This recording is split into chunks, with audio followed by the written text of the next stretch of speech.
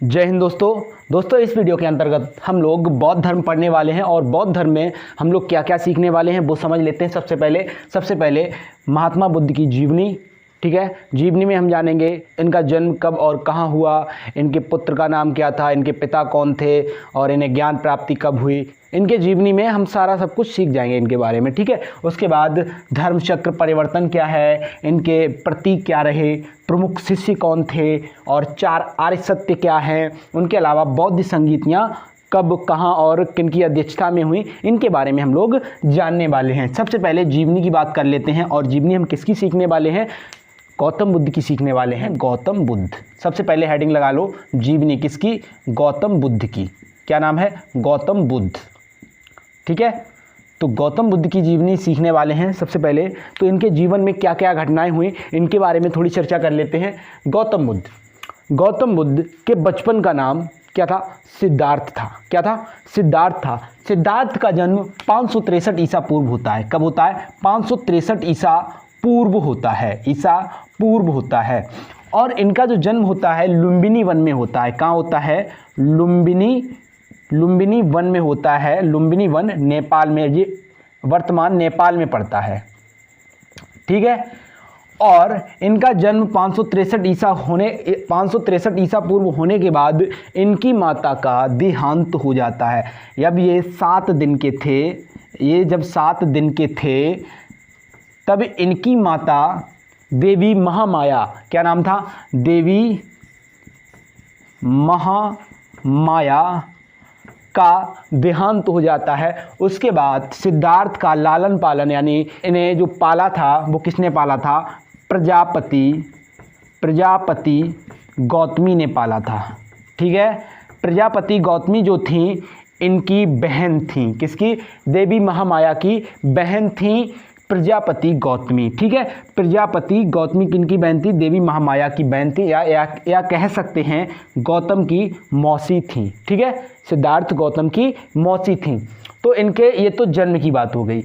जन्म का जो प्रतीक है, यानी कि प्रतीक है कमल व साँड़, ठीक है। क्या है? कमल व साँड़ इनके जन्म का प्रतीक है। उसके बाद थोड़ी और आगे की बात कर लेते हैं। अगर इनकी शादी की बात की जाए तो इनकी शादी 16 वर्ष की अवस्था में हो गई थी। 16 वर्ष की अवस्था में हो गई थी। और किससे हुई थी? यशोधरा से हुई थी। किससे हुई थी? यशोधरा से इनकी शादी हो जाती है 16 वर्ष की अवस्था में, ठीक है। बात समझ में आ गई। इनकी जो शादी होती है किसकी? सिद्धार्थ गौतम की, वो कब होती है? 16 वर्ष की अवस्था में यशोधरा से होती है, ठीक है। उसके बाद अगर यशोधरा की बात की जाए तो ये कोलीय गणराज्य की राजकुमारी थी। किसकी? कोलीय गणराज्य की राजकुमारी थी, ठीक है। इनका एक बेटा भी होता है जिसका नाम राहुल था। क्या नाम था? राहुल था। इनके पुत्र का नाम, किसके पुत्र का नाम? यशोधरा या गौतम बुद्ध, ठीक है। अभी इनका नाम गौतम बुद्ध नहीं है, सिर्फ क्या है? सिद्धार्थ है। क्या है? सिद्धार्थ है। इनका नाम अभी सिर्फ सिद्धार्थ है और सिद्धार्थ के पुत्र का नाम राहुल था, ठीक है। या फिर बोल सकते हैं गौतम। अभी बुद्ध नहीं हुए हैं, ठीक है। बुद्ध के बारे में बताएंगे क्या है बुद्ध। और सिद्धार्थ गौतम का एक घोड़ा था जिसका नाम था, घोड़े का नाम था घोड़ा कंथक, ठीक है। सिद्धार्थ का एक घोड़ा था जिसका नाम था कंथक, ठीक। इनके सारथी का नाम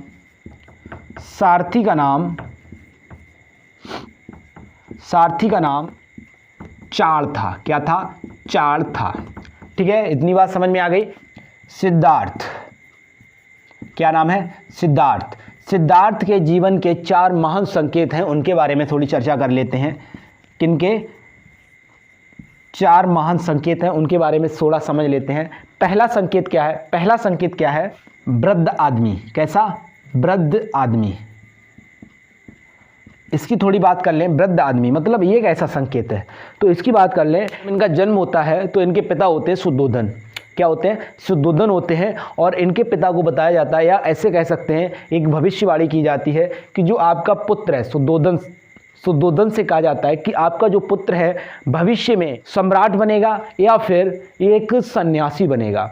तो इस वजह से इन्हें सिद्धार्थ को कभी भी दुख का आभास नहीं होने दिया। लेकिन क्या होता है, एक बार अपने सारथी के साथ, क्या नाम था, चाड़ के साथ घूमने जाते हैं तो इन्हें एक व्यक्ति दिखता है, वृद्ध व्यक्ति, वृद्ध आदमी। तो इनका वृद्ध आदमी को देख के इनका मन विचलित हो जाता है, सोचते हैं हम भी एक दिन वृद्ध हो जाएंगे। ठीक है, उसके बाद अगला संकेत देखते हैं। उसके बाद इन्हें बीमार व्यक्ति देखने को मिलता है। बीमार व्यक्ति, बीमार व्यक्ति जब देखते हैं तो यहाँ से इनका मन और ज़्यादा विचलित होने लगता है। फिर अगली देखिए घटना क्या होती है, मृत व्यक्ति देखते हैं। कैसा देखते हैं, मृत व्यक्ति। अब ये सोचते हैं कि देखिए मरना सभी को है, मरना सभी को है। तो यहाँ से इनका मन बहुत ज़्यादा विचलित हो जाता है और अंत में एक सन्यासी को देखते हैं। क्या देखते हैं, एक सन्यासी को देखते हैं और अपने सारथी चाड़ से पूछते हैं। किससे, चाड़ से पूछते हैं ये कौन है। तो सारथी बताता है कि एक सन्यासी है, इस शांति से बैठे हुए होते हैं। तो इनको देखते हैं सिद्धार्थ, इनका मन बहुत ज़्यादा प्रसन्न होता है और उसी समय ये निर्णय ले लेते हैं कि मैं भी एक सन्यासी बन जाऊँगा। ठीक है, तो यहाँ तक आपको समझ में आ चुका होगा। तो ये थे सिद्धार्थ के महान 4 संकेत, सिद्धार्थ के जीवन के 4 महान संकेत हो गए। अब इनकी उम्र 29 वर्ष हो जाती है, 29 वर्ष हो जाती है और ये क्या करते हैं, गृह त्याग करते हैं। क्या करते हैं, गृह त्याग करते हैं। इसे कहा गया, गृह त्याग को क्या कहा गया, महाभिनिष्क्रमण, भिनिष्क्रमण।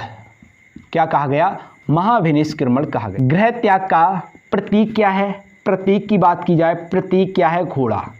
क्या है, घोड़ा हो, ठीक, क्या है, घोड़ा है। उसके बाद इन्होंने अब क्या किया, संन्यास ले लिया है, महाविनिष्क्रमण यानी संन्यास ले लिया है। अब क्या होगा यहाँ पे क्या होगा, अब ये अपने गुरु को बनाएंगे। क्या बनाएंगे, गुरु बनाएंगे। तो इनके प्राथमिक गुरु,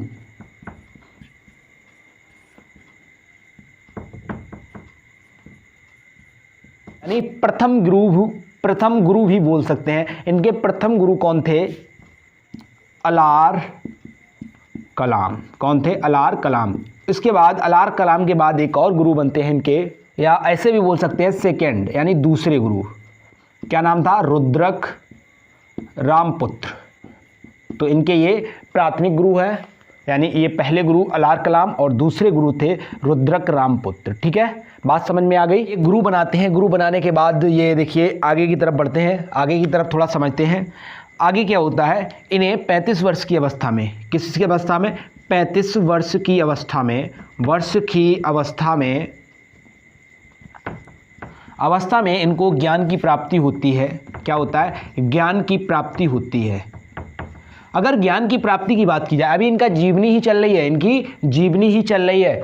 ज्ञान की प्राप्ति की अगर बात की जाए तो कहाँ हुआ था, निरंजना नदी के तट, निरंजना नदी के तट पर, नदी के तट पर, और पीपल का वृक्ष भी था वहाँ पे, पीपल के वृक्ष के नीचे, पीपल के वृक्ष के नीचे। ठीक है, पीपल के वृक्ष के नीचे, बोध गया बिहार में। कहाँ हुआ था, बोध गया बिहार में। ठीक है, और उस समय इसका नाम, बोध गया बिहार का उस समय नाम क्या था, उर्वेला था। क्या था, उर्वेला, उर्वेला। अब वर्तमान नाम क्या है, बोध गया बिहार। ठीक है, वर्तमान नाम बोध गया बिहार और उस समय का नाम था उर्वेला। ठीक है, उर्वेला। ठीक, चलिए आगे चलते हैं। आगे अगली हेडिंग डाल लीजिए, धर्मचक्र परिवर्तन। क्या डालें, धर्मचक्र परिवर्तन। प्रथम उपदेश को क्या कहा गया, धर्मचक्र परिवर्तन कहा गया। किसे, प्रथम उपदेश को। प्रथम उपदेश दिया था वो पाली भाषा में दिया था। किस में दिया था, पाली भाषा में। ठीक है, कहाँ दिया था, वर्तमान नाम सारनाथ, सारनाथ। उस समय का नाम क्या था, ऋषिपत्तनम।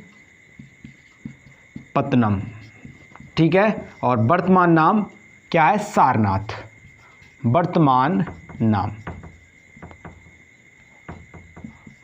नाम सारनाथ। कहाँ दिया था, धर्म चक्र परिवर्तन प्रथम उपदेश को कहा जाता है। यह पाली भाषा में दिया था। कहाँ दिया था? सारनाथ में दिया था। अब प्रतीक के बारे में थोड़ी बात कर लेते हैं। अगली हेडिंग है प्रतीक। तो आपको जैसा कि पता है जन्म का प्रतीक क्या था? कमल व सांड। उसके बाद गृह त्याग का क्या था? गृह त्याग का घोड़ा। उसके बाद ज्ञान का प्रतीक पीपल, या आप बोल सकते हैं बोधि वृक्ष। क्या? बोधि वृक्ष। ठीक है। मृत्यु की अगर बात की जाए, मृत्यु का जो प्रतीक चिन्ह था तो स्तूप। क्या था? स्तूप। ठीक है, याद हो गया। जन्म का कमल व सांड, गृह त्याग का घोड़ा, ज्ञान प्राप्ति का पीपल या बोधि वृक्ष, या मृत्यु का स्तूप। ठीक है। तो इस प्रकार आपका प्रतीक भी हो गया। प्रमुख शिष्यों के बारे में थोड़ी बात कर लेते हैं। प्रमुख शिष्य, इनका जो प्रमुख शिष्य था उसका नाम था आनंद। क्या था? आनंद। बुद्ध के अधिकांश जो उपदेश हैं वो आनंद को संबोधित हैं। ठीक है, आनंद को संबोधित हैं। ठीक, पहला पॉइंट। दूसरे जो शिष्य हैं सिद्धार्थ के प्रमुख शिष्य, उनका नाम है उपाली। क्या नाम है? उपाली। ठीक है। उसके बाद अगला पॉइंट है प्रथम शूद्र शिष्य। शूद्र शिष्य कौन है? प्रथम शूद्र शिष्य कौन था? तपस्सु व भूलिक। ठीक है, ये दोनों भाई थे, तपस्सु व भूलिक। एक इनका शिष्य था मातंग। कौन था? मातंग। ये क्या था? चांडाल था। ठीक है, चांडाल था। और ये तपस्सु व भूलिक आनंद के कहने पर ही इनको क्या किया था? शिष्य बनाया गया था। ठीक है। मातंग जो था वो चांडाल था। उसके बाद सुनीति, नाम सुना होगा, सुनीति। इनकी ही एक शिष्य थे, इन्हीं की एक शिष्या थी जिसका नाम था सुनीति, और ये भंगी समाज से थी। ठीक है, किससे थी? भंगी समाज से थी। भंगी समाज से थी। ठीक है, चलिए आगे देखते हैं। अभी साथ साथ एक चीज़ और समझ लेते हैं। अभी जीवनी ही अधूरी रह गई है, अभी इनकी डेथ नहीं हुई, वो भी करा देते हैं। इनकी जो मृत्यु होती है बैसाख पूर्णिमा के दिन, और इनका जन्म और ज्ञान की प्राप्ति और मृत्यु तीनों ही बैसाख की पूर्णिमा के दिन ही हुए थे। ठीक है, तीनों काम बैसाख की पूर्णिमा के दिन ही हुए थे। बैसाख की पूर्णिमा के दिन कुशीनगर मल्लों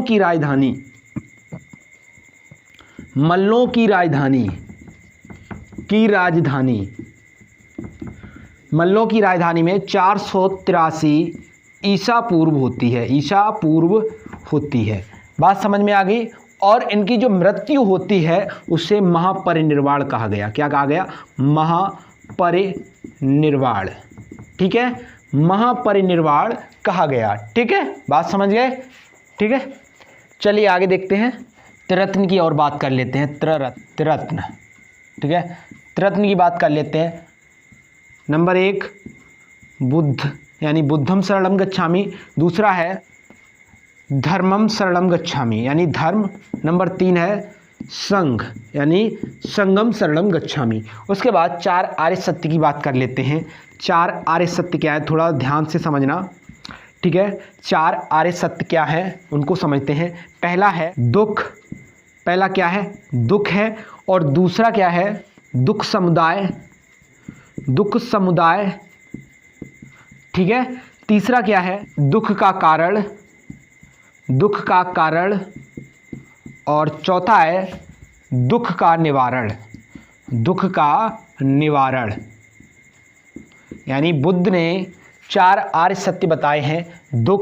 दुख समुदाय, दुख का कारण और दुख का निवारण। ठीक है, तो दुख का निवारण की अगर बात करी जाए,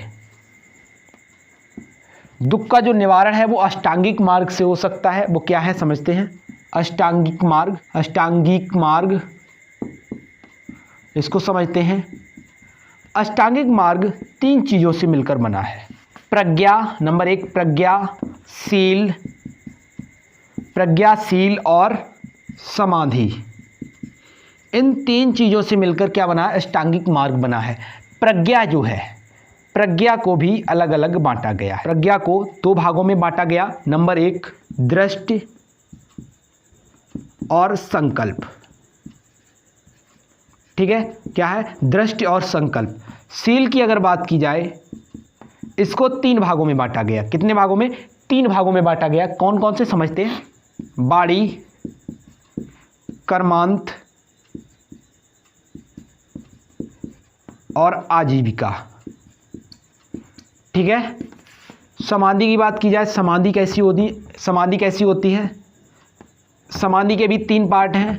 1 नंबर व्यायाम, नंबर 2 स्मृति, और नंबर 3 समाधि। ठीक है, तो बात समझ लेते हैं। अष्टांगिक मार्ग, 1 नंबर दृष्टि, संकल्प 2, 3, 4, 5, 6, 7, 8। तो ये 8 नियमों को आपको अपनाना है और अष्टांगिक मार्ग आपको कंप्लीट कर सकते हैं, और उससे क्या होगा, दुख का निवारण हो जाएगा। ठीक है, नंबर 1 दृष्टि, सही दृष्टि होना चाहिए, सही संकल्प होना चाहिए, अच्छी बाड़ी हो, कर्मांति हो, आजीविका अच्छी होनी चाहिए, व्यायाम, स्मृति और समाधि। ये 8 चीज़ें आप अपना लो। और गृहस्थ जीवन के लिए शुरुआत की 5 बताई गई हैं। दृष्टि, संकल्प और बाड़ी, कर्मांत और आजीविका। गृहस्थ जीवन के लिए शुरुआत के ये 5 हैं। ठीक है, तो आप 5 अपना सकते हैं। जो इस प्रकार आपके 4 आर्य सत्य होते हैं। दुख, दुख समुदाय, दुख का कारण, दुख का निवारण। तो ये 4 सत्य हैं, और दुख के निवारण के लिए अष्टांगिक मार्ग दिया। तो आगे आप हेडिंग डालिए बौद्ध संगीतियाँ। आगे हेडिंग डालिए बौद्ध संगीतियाँ। बौद्ध संगीतियों में एक तरफ लिखिए समय, राजा, स्थान, अध्यक्ष। ठीक है, तो समय, अगर पहली संगीति की बात की जाए, पहली जो संगीति होती है वो 483 में होती है, और राजा उस समय अजात शत्रु होता है। कौन होता है, अजात शत्रु होता है। स्थान की अगर बात की जाए, राजगृह, क्या है, राजगृह। अगर अध्यक्ष की बात की जाए, कौन था, महाकश्यप। ठीक है, और अगली जो होती है द्वितीय बौद्ध संगीति होती है आपकी 383 ईसा पूर्व, और इस समय जो राजा थे वो कौन थे, कालाशोक। कालाशोक, अशोक नहीं थे। ठीक है, कालाशोक। कहाँ होती है, वैशाली में होती है, और इसकी जो अध्यक्षता करते हैं वो कौन करते हैं, साब कमीर इसकी अध्यक्षता करते हैं। ठीक है, साब कमीर। तृतीय बौद्ध संगीति 250 ईसा पूर्व होती है, और किसके शासनकाल में होती है, अशोक के। ठीक है, अशोक के शासनकाल में होती है, और कहाँ होगी, पाटलिपुत्र में होगी। कहाँ होगी, पाटलिपुत्र में होगी। ठीक है, और इस समय जो अध्यक्षता करेगा वो कौन करेगा, तिस करेंगे। कौन करेंगे, तिस। ठीक है, उसके बाद चतुर्थ जो बौद्ध संगीति होती है वो 100 ईस्वी में होती है। कब होती है, 100 ईस्वी में। ठीक है, 100 ईस्वी में होती है, और इस समय जो राजा है वो कौन होगा, कनिष्क। कौन होगा, कनिष्क होगा। ठीक है, अगर स्थान की बात की जाए तो कश्मीर में होती है, कुंडलवन कश्मीर। ठीक है, कहाँ होती है, कुंडलवन कश्मीर। और इस समय जो अध्यक्ष होता है वो कौन होता है, वसुमित्र। ठीक है, कौन अध्यक्षता करता है, वसुमित्र। और ये चतुर्थ बौद्ध संगीति में ही बौद्ध धर्म 2 भागों में विभाजित होता है, हीनयान और महायान। किसमें, हीनयान और महायान में, महायान। ठीक है, तो इस प्रकार आपका बौद्ध धर्म समाप्त होता है, और आज की क्लास को हम लोग यहीं पे समाप्त करते हैं। मिलते हैं किसी नेक्स्ट वीडियो में, तब तक के लिए नमस्कार, जय हिंद।